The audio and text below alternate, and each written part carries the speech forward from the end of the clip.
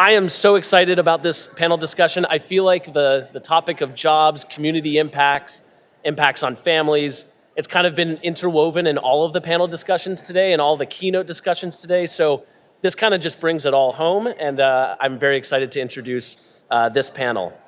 So on this panel, I'm just going to call each of the panelists up to stage. They'll have a seat, and I'm going to hand it off to the moderator. So first, we have Elizabeth Betsy McIntyre. She is with the Tri-State Energy and Advanced Manufacturing, or TEAM, Consortium. So Betsy, please join us on stage. We have Pam Snyder, who is with Buchanan, Ingersoll, and Rooney, and also she was a former Pennsylvania State Representative. We have Christy Veeder from the Department of Energy, Office of Energy Jobs. We have Darrin Kelly, president of the Allegheny Lafayette Labor Council. And then last but not least, we have Rick Stafford here from CMU, who's going to be moderating today's discussion. So Rick, I'm going to pass things off to you, and I'll let you get the conversation going. Yeah. Here we go. I know Tim McGalty drank glass from this glass, so I'm not worried about any of it. Let me begin by saying just, I hang out at Carnegie Mellon now since graduating in 1968.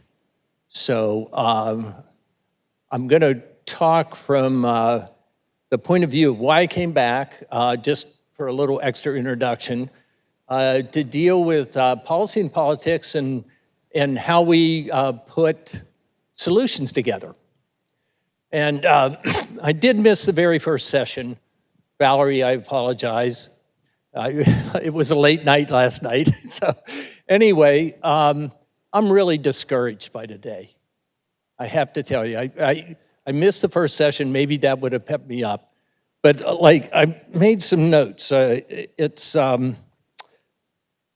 Tech is clearly outpacing policy, which scares me because I'm a policy guy. I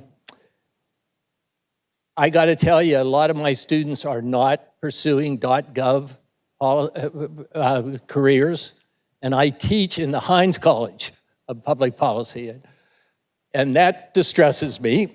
So we may be weaker on the government side, and Christy could talk about this later.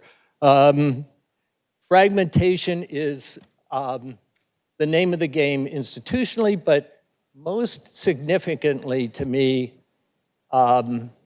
fragmentation is very evident economically and culturally.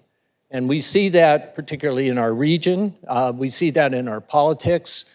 And I'm afraid that the push for decarbonization has the potential to increase that fragmentation, to aggravate that disenfranchisement that a lot of people have experienced, particularly in this region with the transition. So to me, what's really missing from the discussion so far is the most important thing to talk about that we want to talk about, and that is, how are there going to be job opportunities?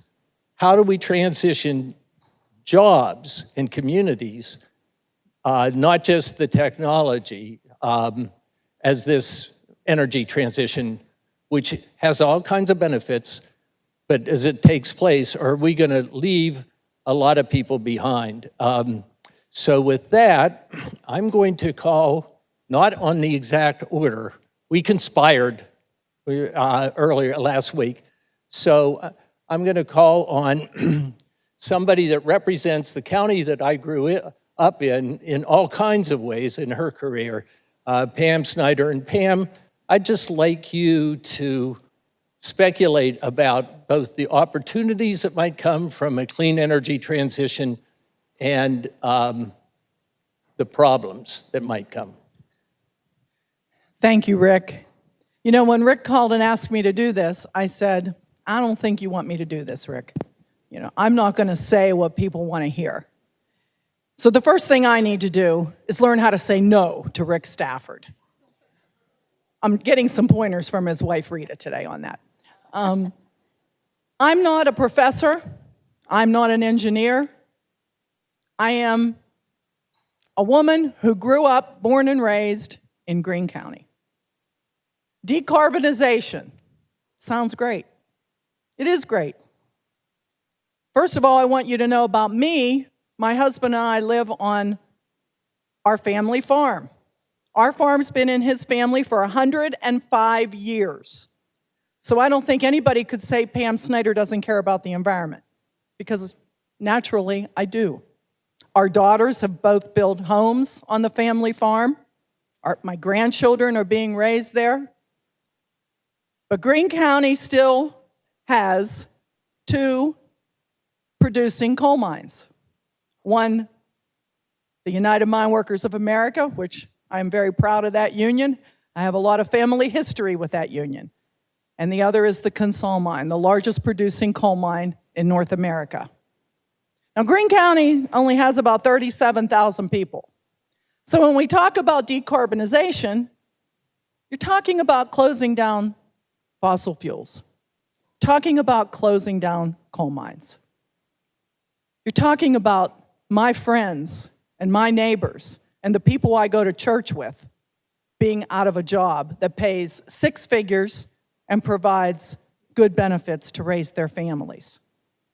There are no jobs for them to go to if those coal mines close. Not in Greene County. Now, for the last 3 decades, maybe 4, we've lost population in this state. We've lost congressional seats in this state because of that loss of population. Now, Greene County, for those of you that don't know, as far in the southwest corner as you can go. We're about 60 miles south of where we are, and we border West Virginia to the south and to the west. So if the fossil fuel industry is shut down tomorrow, what are they going to do? They're going to move to West Virginia or Ohio to raise their families because they're still not regulated and they still have coal-fired power plants. When Hatfield Power Plant shut down about 8 or 9 years ago, I had to see 200 families that I know lose their jobs. I was a state rep at the time. Those people came to my office asking for help because they didn't know where to turn. So when we talk about decarbonization, we all want to get there. We need to get there. Can we get there tomorrow? No. Everybody remembers what the weather was like the weekend before Christmas, don't you? Sub-zero temperatures. We have an all-electric home, and we couldn't keep our house warm enough. And PJM was telling everybody to scale back because they were concerned about brownouts. Brownouts in sub-zero temperatures. So we have to think about the grid reliability also. My big thing about decarbonization is if we're going to eliminate fossil fuels, then the investment needs to be made in the communities that is going through the pain now. Not in Allegheny County, sorry, not in Philadelphia, in Greene County, in Washington County, in Fayette County, where we have the gas industry booming and where we still are producing coal. So until that happens, until the investment is made where the jobs need to be, I'm one that can't support closing down the fossil fuel industry because it would devastate where I live.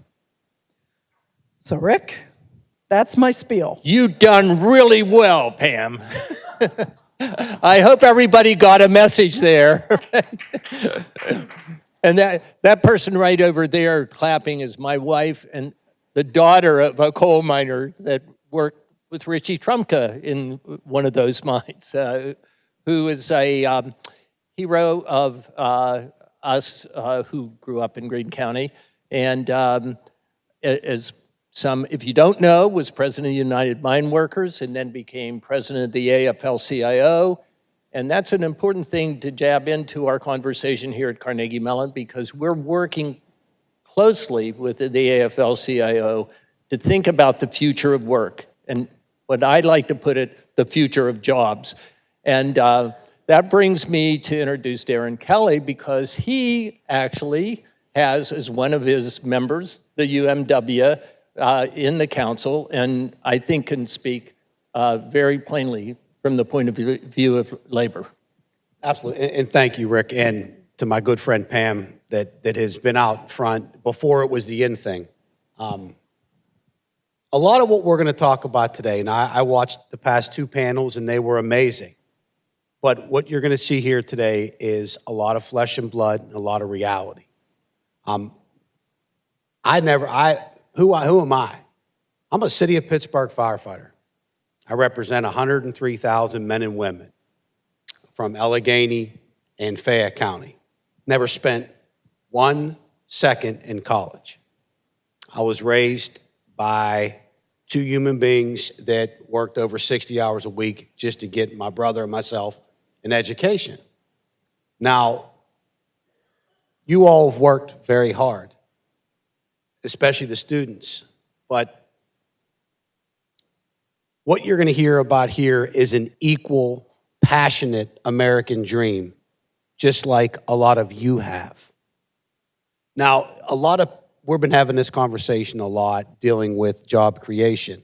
And the answer is, of course, the labor movement has always been on the cutting edge and always trying to find new and improved ways to provide America's brightest workforce.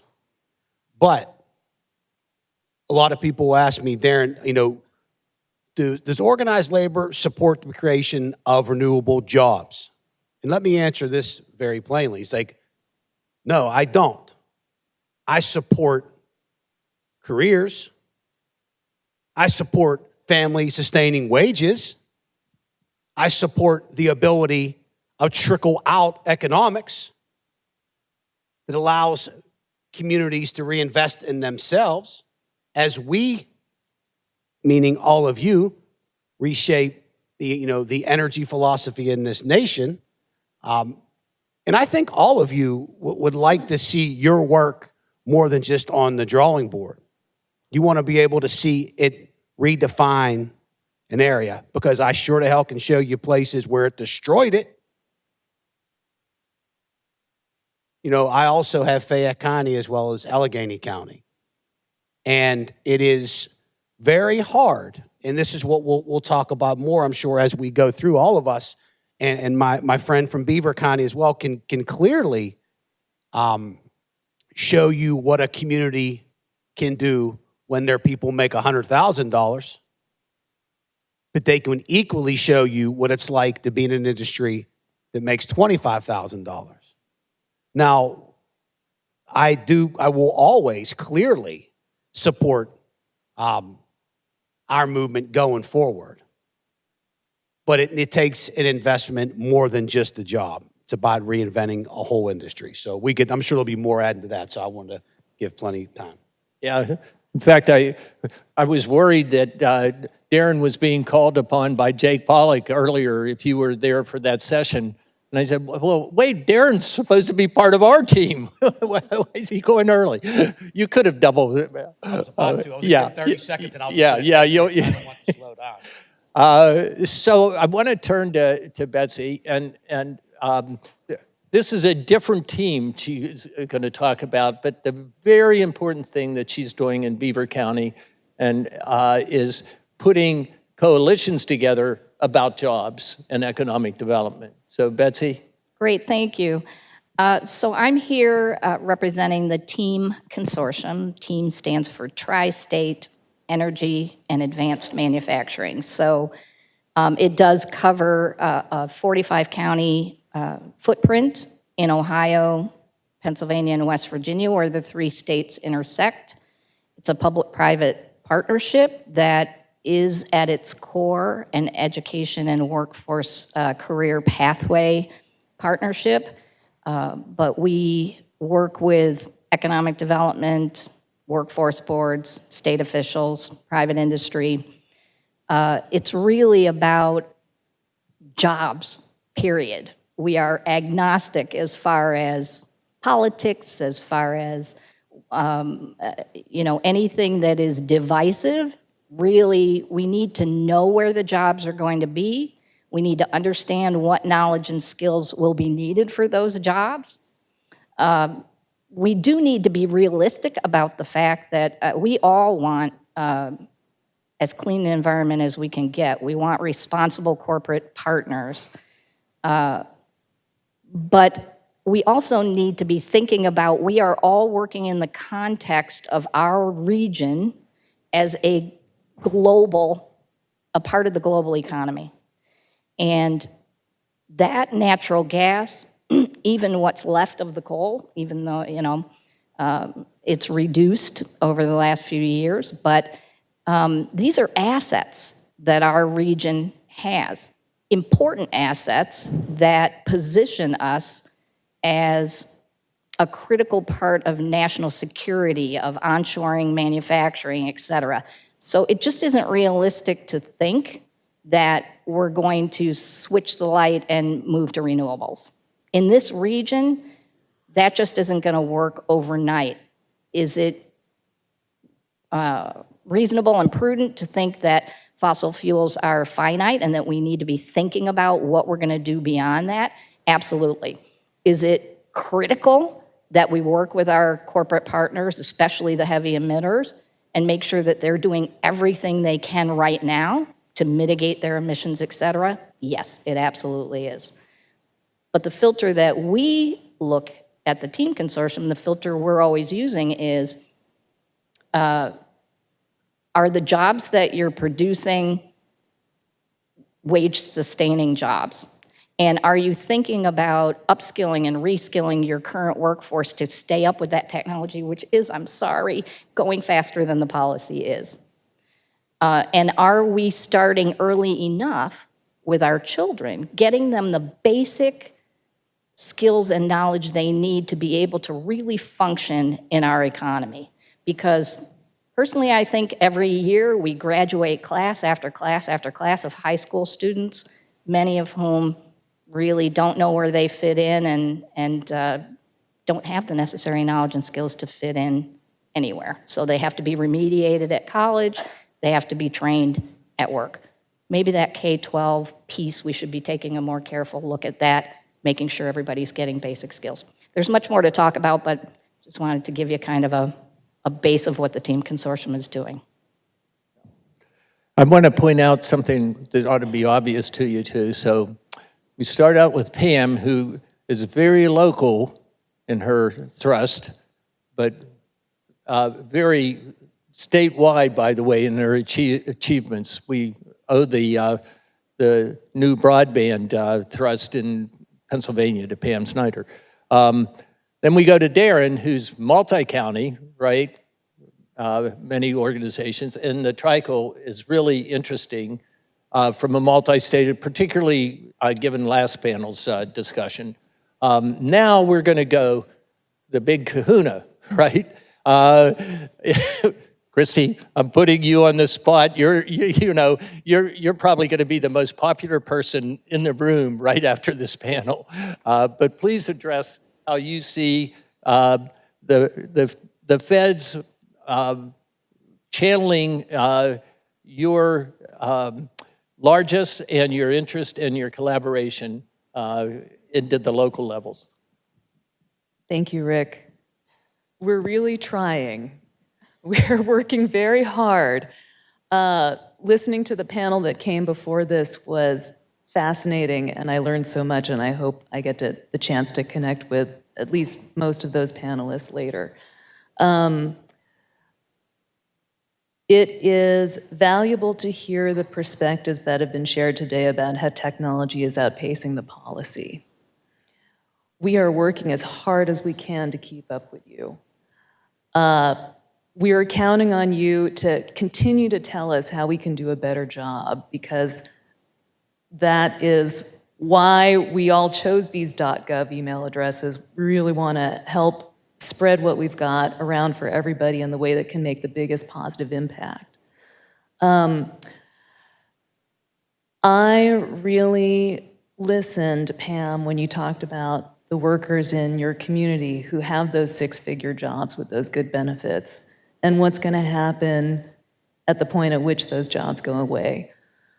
I'm sure that anybody who's listened to the president during any of his speeches over the last few years, or before that, has heard him emphasize repeatedly how important it is for America's workers to be brought along with all the benefits and changes that happen in America. DOE really believes in that vision and that priority. I do very much personally as well. And one of the major reasons why I was very glad to join the Department of Energy is to be able to play a role in doing as much as we could to make sure that no worker has to make that decision. We are, like, the measure of our success will in large part be determined by how much we can fulfill that vision and make sure that workers who are in fossil fuel communities, workers in other parts of America, anybody who's impacted by a nationwide transition to clean energy has options that they feel good about. And we certainly don't believe that moving from one type of energy job to another type of energy job, Darrin, you mentioned renewables, and I completely understand what you're talking about. There are not one-to-one equivalences across all the different types of jobs in the energy sector in America. That is the deep underlying foundation that form the basis for why DOE funding opportunity announcements are structured the way they are right now. I heard what Abby said on the previous panel about having the industrial-sized air conditioner and the ductwork that may not be up to the task. I really want to learn more about that. But having things like prevailing wage requirements, Davis-Bacon requirements, apprenticeship utilization requirements, all of these things that we really hope will be effective in encouraging project developers to capture those enhanced tax credits and create those opportunities for upskilling and good union jobs and jobs with worker voice, so that as many of the new energy jobs that are created as possible will be jobs that folks like, people in the mine workers, people in those coal communities can feel good about transitioning to, jobs that hopefully don't require having to move out of state or out of the region that you grew up in. Darrin, let me add, in fact, maybe this is what you were going to address, but too, from your perspective, where do you see, this is the big question, I mean, where do you transition a coal miner into the clean energy world? That's a great question. And what is so unique, and what I feel a lot that was lost in the Jobs Act and was lost in some of the infrastructure coming through, was that about the amount of money and commitment there was for retraining American workers, reinvesting in, I call them overexploited areas, because that's what they were. Let's be honest. That's what they were. They were areas where people came in, companies came in, literally took resources away and left. Let's be honest. We have to call these things what we are if we're truly going to identify it. The amount of training and the amount of money that's coming back in to a region like Pittsburgh. Now, a couple of great points that were made by my colleagues here was that we do have a chance. We have a chance to do it the right way. Other places are going to do it on a reactive level. We have an infrastructure that'll sustain us to that point. We have the ability to do it the right way. Now, this is just one example of renewable energy as far as training. When the county executive was here earlier, you mentioned about the solar farm, right? Talked about at the airport. What the difference between what our executive did here in Allegheny County and the difference between the solar farm that you see from the Turnpike that was an investment of our state was one had prevailing wage, a project labor agreement, and family sustaining wages, and the other one did not. Do we see the difference in that? Now, how can we have progressive policies on one side and outdated on the other? Can't they be together? They should be together. Because this isn't just one aspect of how you're going to turn your lights on and off. It's about reinventing how we deliver energy for our children, our grandchildren. That's my point about how we have the chance to do things the right way for once. And I see this is why we always talk about why do environmentalists and unions have so much problems together? Why are government industry fighting? Because be honest with you, we've come to the T in a good and bad way, for lack of a better word. The good way is we finally have somebody that's investing in educating people that can do the jobs. And we finally are, as a region, understanding that you can't turn the switch tomorrow. It's not going to be maybe even in this generation, but it has to come. But why can't it be proactive instead of reactive? This is, Pam, I'm going to put you on the spot with your old hat, okay? Many years in the state legislature, before that, a county commissioner, you've dealt on really a bipartisan basis in important ways. I mean, that's how she gave us the broadband authority. I give you the credit, and you deserve it. From a state standpoint, playing off what Darrin was just saying, where do you see the state policies potentially that need to be jiggled? Well, that's a good question. I agree with Darrin. You know, I had introduced a bill that prevailing wage had to be used for any wind or solar development. Because if we're going to transition, here again, it's about the jobs, family-sustaining jobs. You know, you just heard Darrin make the comparison between the two plants, one that was union and one that was not. I don't know about you, but I have always wanted a skilled workforce to do the work in the Commonwealth of Pennsylvania. I want a skilled workforce building our bridges, building our roads, building our infrastructure, and building wind and solar. And I have always said we need everything right now in our energy portfolio, and I still believe that. The state can play a role. The problem is what you said in the beginning, Rick, the division. So come up with an idea that's going to help us get on the decarbonization track, and then you have certain companies come in and they hold it hostage, legislatively, literally. But we have to be able to come together on this. We have to. And I go back to what I said. Until the government recognizes that the investment must be made where the pain is happening, I don't see how we get there. Betsy, let me call on you again. And in particular, because you have this overview of economic development, and you mentioned education and the kids and everything. I mean, this is a very complex problem, and I want to emphasize my own personal opinion at the beginning.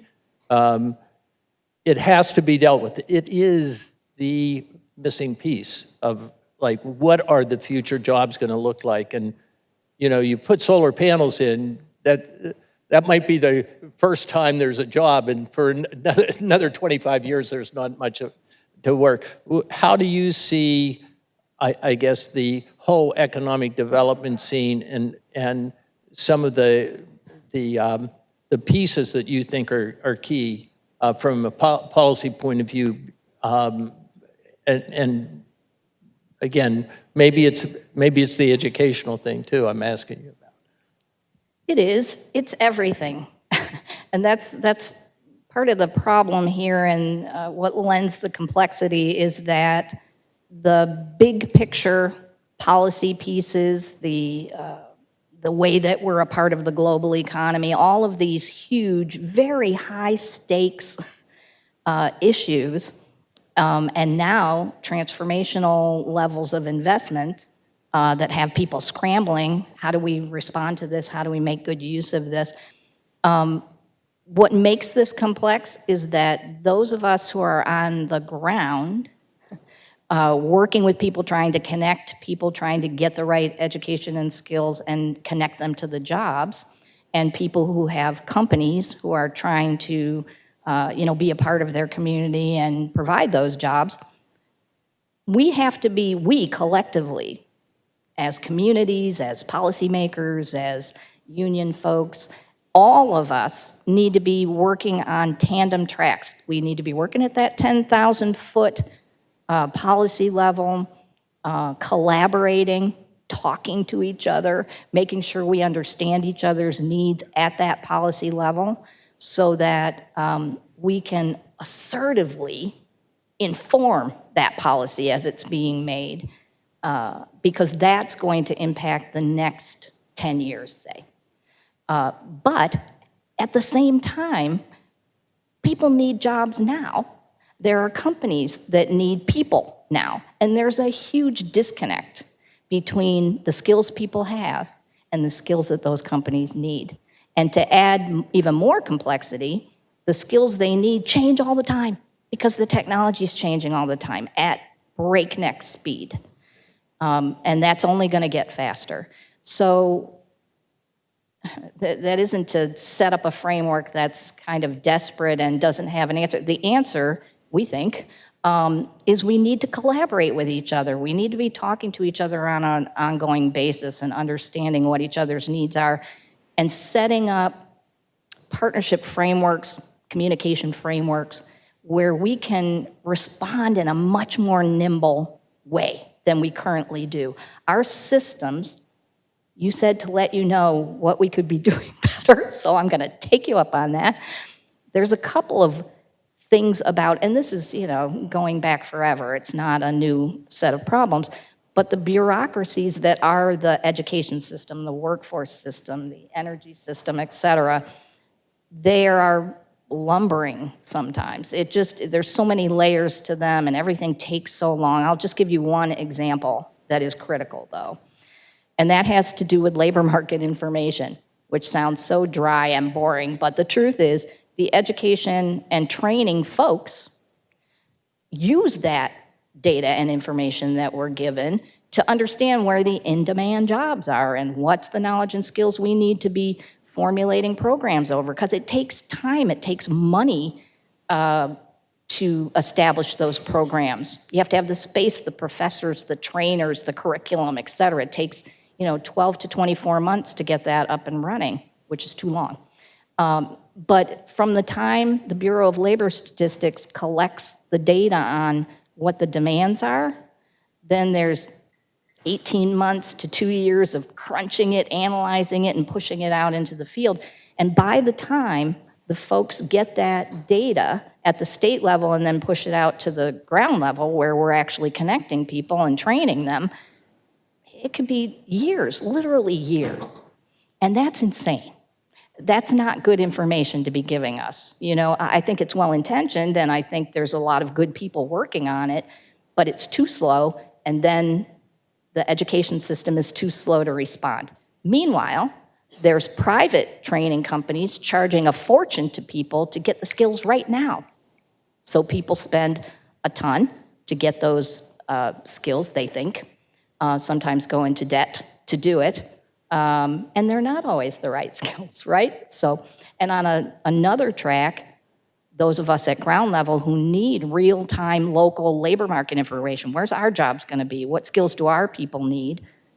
Get grants from the Department of Labor and the Department of Energy and Commerce and everything, millions of dollars to hire Burning Glass and MC and all those folks to do that data for us. So we're paying for it twice. Our taxpayer dollars are paying for it twice.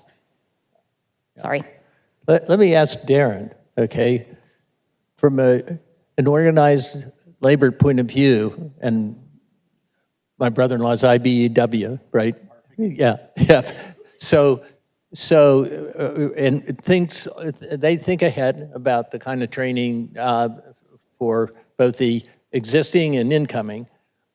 where do you have a projection, I guess, of jobs that the council is looking towards and expecting to come online as a result of the clean energy movement? That's a great question. To be honest with you, a lot of the statistics are very cloudy. But what we talked about, I can't, at least in the seat that I sit in, and a lot of people like yourselves that are going to be making a lot of our policies over the next 20 years, is that, is it a job? Is it a career? There's a difference here. And, we were talking before about, you are going to be the policymakers. And majority of you in this room are going to be the ones that are going to design and hopefully produce these types of technologies. But the bottom line is, where's your farm team? Where are the people that are going to build these? And secondly is that we've lost all investment in high school education. We're trying to get it back on a high school end for CTE. How many of you went to a public school? Be proud. I am. Be proud. There's a lot of people in this world that's their way out of using their hands. And could you imagine where you sit right now, a lot of you as engineers, and I see my friends from Duquesne Light that are in the room with us, could you imagine if you didn't invest in your product for 10 years, how much it'd be outdated? Right? So think about that. So how are we as a country going to reinvest in our farm system? We don't want to be fraternally the pirates, do we? But that's kind of the point. That's why I had brought up before about the commitment from the government of interjecting funding into our greatest resource, which is our people. And just a one comparison, I know that the boss had said about Representative Snyder at the time about the wireless, the broadband, but it is germane to what we're saying is that during the pandemic, it was realized that 1 out of every 7 of our children did not have reliable internet service to do schooling. Pam, being from Greene County, recognized that it's unacceptable for a child every morning to have to drive to the library's parking lot. But it's just one aspect of a community that has been taken advantage of for far too long. One aspect. Now we understand where we're at, where Beaver County is at, where Fayette County is at. It's not that simple, my friends. That's why we're talking about doing everything the proper way. Rick, if I may. Yeah, please, yeah. I just wanted to add on to Darrin's remarks. I know that in the past, the push to deploy clean energy has not always meant quality jobs or good job access. The spirit around that and the belief in changing that is very, very real at the federal level. There's a much broader, deeper understanding now about the importance of building careers, not just jobs, the importance of being able to provide career-long training and upskilling, and the ability to earn more as you progress in your career.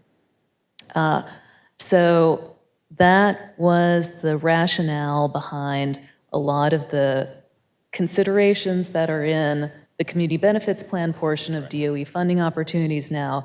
I know that there are a lot of parallel provisions in DOT federal funding opportunities and Commerce's funding opportunities. We can't undo what has happened in previous decades, but we are really trying to put the right foot forward now and make sure that folks that are in those hands-on careers are valued and valorized, and that there can be a lot more investment in that going forward. Good. Yeah, let me make an observation. I see Valerie here. And I have to call her out. She's like, supervises me. Poor Pam, you know how hard that is. She was giving a look like, all right. But one of the things you're hearing, I can't help, this is a little bit of an advertisement for Carnegie Mellon, is that we really need to understand better what those jobs look like. Because Betsy said it, I mean, how are we going to educate to that? Public education, how are we going to anticipate what our kids need to know? And that's a huge challenge. So one of the things missing, and when I opened up by saying I'm discouraged rather than, reassured, is that we don't understand that. We don't understand what that future is. And so if we need more intelligence about it. And recently, actually, 2 days ago, our Block Center for Society and Technology, housed here at Carnegie Mellon, thank you, Keith Block, who endowed it, is making one of its primary thrusts into there are two thrusts. One's what's artificial intelligence going to do to us? And secondly, what does the worker's future look like? What does that future look like? So we're at work on that. And the kind of conversation we're having right now just emphasizes how important that work is. Because we can get the technology right, but it can outpace, the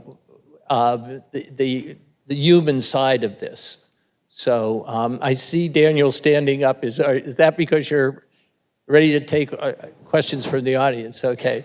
Yeah, I think If there are none out there, I'll ask more, by the way. I just think this is such an important conversation, and I want to make sure we have enough time for members from the audience to ask questions. As always, are there any students in the crowd who have a question that, oh, perfect.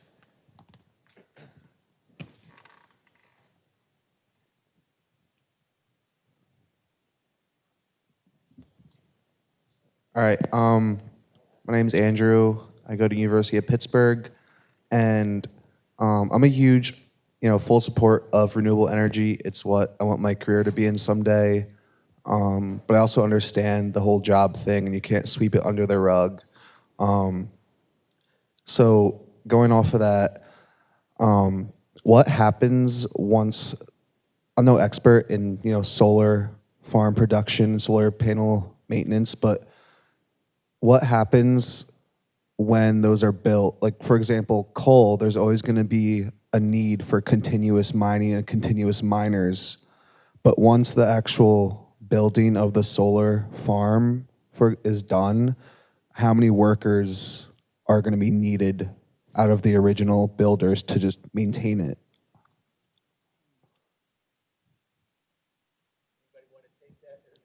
Question on. I think we honestly, it's kind of like some of the regulation bills that we dealt with in Harrisburg over the past couple of years. A lot of things we would be saying to you would be speculative, round, let's get it in the ballpark type of thing. But let's take, for example, one aspect is that we all travel the turnpike consistently, right? What happens when we get to Somerset? What do you see? The mill, right? Or the windmills. What don't you see around that mill? You don't see a worker, right? But let's travel 60 miles or 100 miles, or my friend from West Virginia is here. And I know it's hard to foresee what I'm saying. It's those types of things right there. What you have an amazing goal, an amazing thing that you want to do in life, and you have a chance to make a difference right where you stand, is that, invest in your product, invest in your future, but invest in your workforce, because all of you are our leaders. You are going to be, this is Carnegie Mellon. Like we were talking about, the National AFL comes here to get your ideas to prepare us to what we have to do, not now, 10 years, 20 years, 30 years down the road. But my point of what I'm saying is that right now, until we have a full investment in our workforce, if there was to be a sudden, sudden meaning 2 to 3 years from complete renewable to non-fossil fuel in any way, it would be crippling to this workforce and its economy, to be quite honest with you, because we couldn't sustain it. You know, there's a difference between, you know, the New Deal dealt with wages too, and that's forgotten about a lot. It was an investment in its people and not just its infrastructure. So I tell everyone, let's do this the way you talk about, let's do it the right way.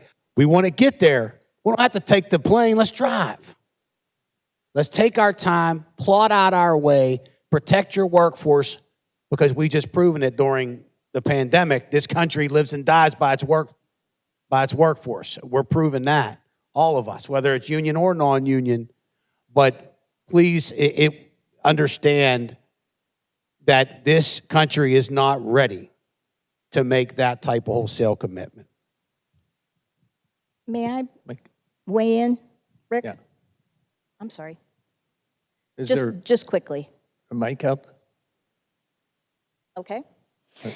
So is it Matthew? Was that your name? Andrew, I'm sorry. So your question, and a lot of the questions actually that have come up that we've skirted around a little bit, because it's just very hard to say exactly where the jobs are going to be or what they are. But there actually are a couple of things we can say with some fair certainty.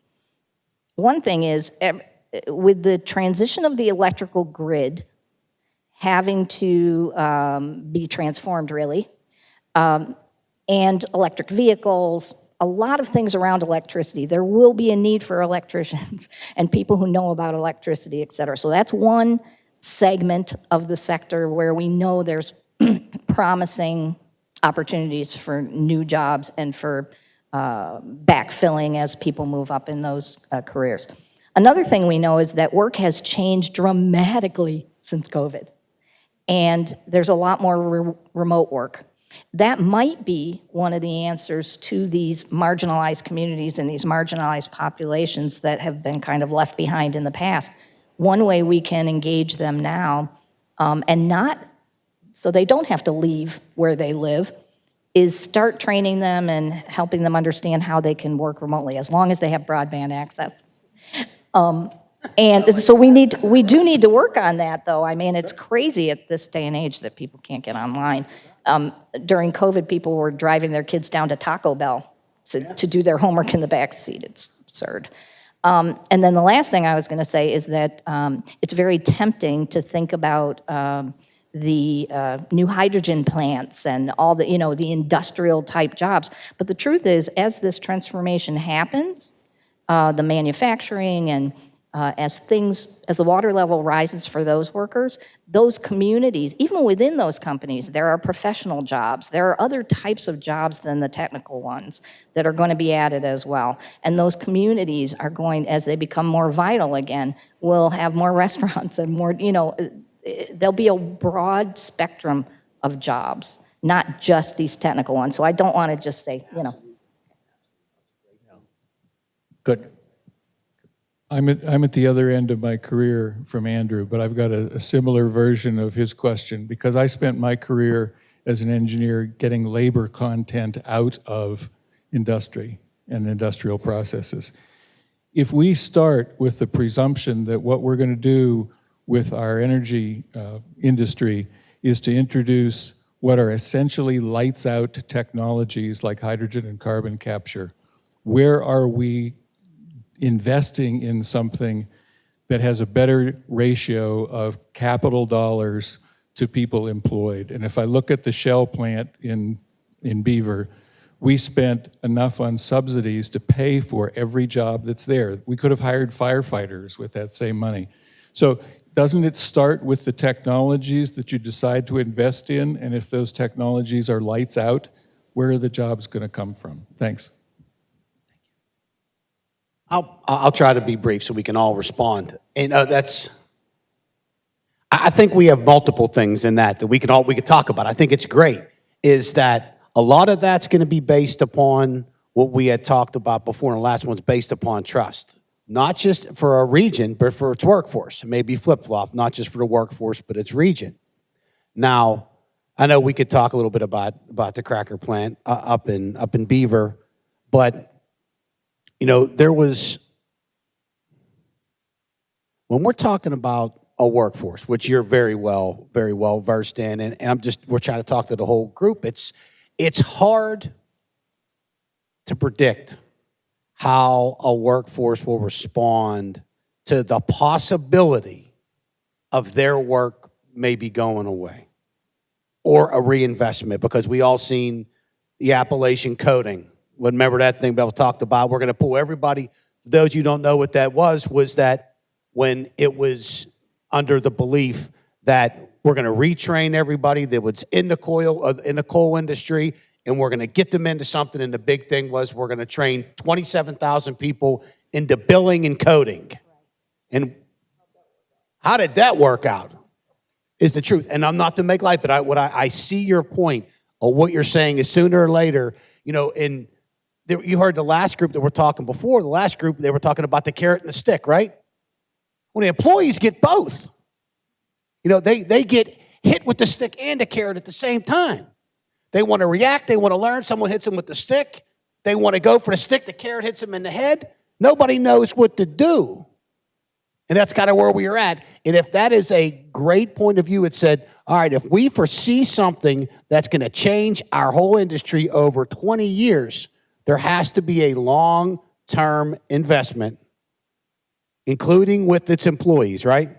Now, there's one little thing I want to add on to this, and it's a little bit off base, but everyone's seen, we see our Department of Energy here with us. 2 weeks ago, there was a press conference that was brought here talking about the state and federal money that's being freed up for finally plugging the orphan wells and plugging the abandoned mines, the leading cause of methane release in the world, right? 25 million. Okay, let's go. Go play. Go get it done. And everyone said, who trains us? They all looked at each other. Because where the hell do you go get training for that? I know. Right here. Who stepped up and said, that's funny you say that, because there was no what in it? Profit. Money. There was one guy from Bradford and the other one from Buckhannon, West Virginia. Not holding off on the West Virginia brother there, but it was that point. We have 1,700 mines. Over 3,000 abandoned oil wells. This one we were at was right inside Avonworth High School's gym, like right by the doorway. They just built around it. But my point is, we have a partner, finally. We have business that's committed. We have industry who wants to be patient with us. And we have a workforce. All of them have to come together. So I know that was a little bit off base, but it was kind of germane to what we were talking about. Add anything, Christy? Well, I guess I would say that the way that we see it at DOE is these things are going to be playing out over long time scales, as Darrin was saying. It may be what you call lights out technology, but we are looking at, you know, the next 5 or 6 years just to get the major demonstration and development projects that we're funding right now up and running. And those are just the first round. And those are just, you know, the projects that we're helping to support and finance. There's going to be lots more. So my hope is that there's going to be a gradual on-ramp that can take lots of folks with it, and that the transitions can be spread out over time and over geography in a way that will help people not get hit so much with the carrot and the stick at the same time, and give people some breathing room to figure out where they want to go and what they want to do. Pam, did you? Yeah. You know, we have to think too, you know, I say this all the time. Do we want to get to where Andrew wants to be? Of course we do. Can we get there tomorrow? No, we can't. And we're putting the cart before the horse so many times. It's easy to sit in a room like this and say, We're going to eliminate fossil fuels. We're going to decarbonize, but everybody drove their car here today. You don't think that put carbon in the atmosphere? It did. The M in Betsy's teams stands for manufacturing. What two things did we learn during the pandemic? We learned that everybody needed broadband to survive, and that we rely way too much on getting our goods from other countries. It is time. When I say government needs to invest where it's happening, that's what I mean. It's time for our government to recognize, let's build it in America again. Let's put a plant in Greene County that those coal miners can go to work at and continue to live and raise their families there. But that's getting lost in the equation. You know, I was in the State House when the whole Reggie thing was going down. And I was opposed to Reggie because I don't believe Pennsylvania joining Reggie is really going to save our environment. But what did they say? Oh, we're going to make money, Pennsylvania. Like Darrin just said, it's always about the money. Pennsylvania's going to make money. I said, well, what are you going to do with the money? We're going to educate and retrain coal miners. Well, let me tell you, that's offensive to me. And that's offensive to coal miners who have kept the lights on in this country for decades. You want to retrain and educate them? Bring jobs to the area where they live so that when they're going to lose theirs, they have a place to go. So I got to play referee and say we have time for one last question. We promised Paulina. Hi, Paulina Jaramillo. I'm a professor here. I've been struck by two things. One is that the discussion has focused on renewables, but decarbonization isn't just renewables. It's electrification, it's carbon management, it's not just wind and solar. And so that's one thing that struck me. And the second one is that it seems like some of the perspectives in the panel is that decarbonization goes against the interests of workers. And I would like to know why you don't see it more as an opportunity, right? Because it's not just wind and solar, it's also electricians and plumbers, it's also people working in our transmission and distribution systems, it's manufacturing batteries and vehicles and heat pumps and all of these. So, like, why don't I hear that perspective from people who are clearly very immersed in the labor discussions? And clearly there's been a failure in policy in terms of training, but we don't have time to drive instead of fly for decarbonization. And we're not talking about, decarbonization also doesn't mean changing it by tomorrow. It means making progress by 2030 so that we actually get where we need to be by 2050. And so it just seems like a disconnect between what the people are pushing for climate mitigation say we need and what labor seems to take from that. Make a comment. Let me just say that at DOE, the emphasis is absolutely on all the different technologies that you named and all the others that DOE also has program offices in.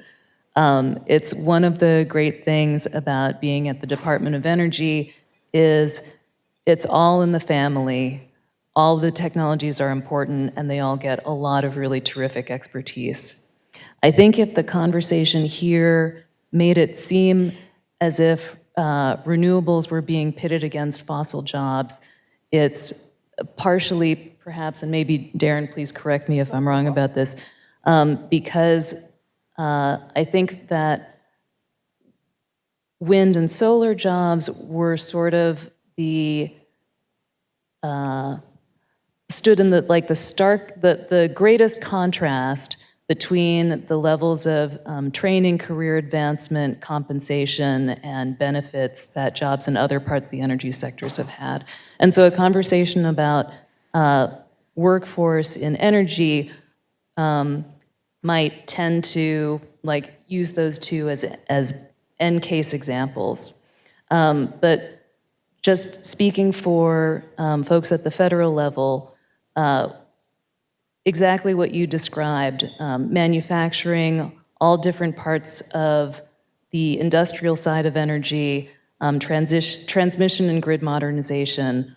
All of those are going to be really important and are going to involve people with a very wide range of skilled abilities. To add on, and there's a couple of things. Just so we know how we understand each other, the very first green energy design union program was right here in Pittsburgh. The very first business and union office building was the new PNC Towers, which we wanted to work together with them on that. But as far as a lot of the other things, is that, number one, I don't have that luxury. You know, I represent almost 100,000 men and women, and their responsibility is to feed their family. I can't relate to solar panels because none of them are made here. I can't relate to the heat pumps as far as that because there's very little of it here. I can only relate on what is in front of us. Now, we're as committed to everyone as seeing to it that a plan goes forward, because unlike a lot of engineers and different things, we live there. You know, we're breathing that air.